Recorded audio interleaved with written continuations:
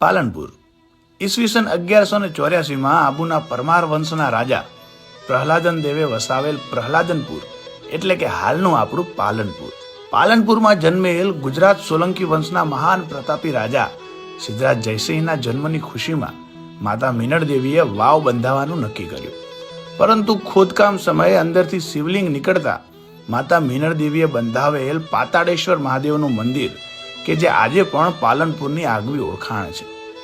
ઈસવીસન 1918 નવાબ તાલે મોહમ્મદ ખાન દ્વારા પાલનપુરના નવાબોની ભવ્યતાના પ્રતીક રૂપે બંધાવેલ કીર્તિ સ્તંભ આજે પણ એ જ હાલતમાં અડીખમ ઊભો છે, જે નવાબી નગરી એટલે કે પાલનપુરની આન બાન અને શાન છે.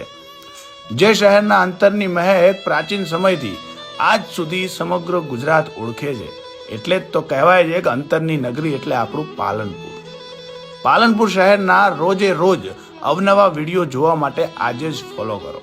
ફરી મળીશું સફરની પાલનપુર એપિસોડ 2 માં. પાલનપુર વિથ પાલનપુરી કે સાથ.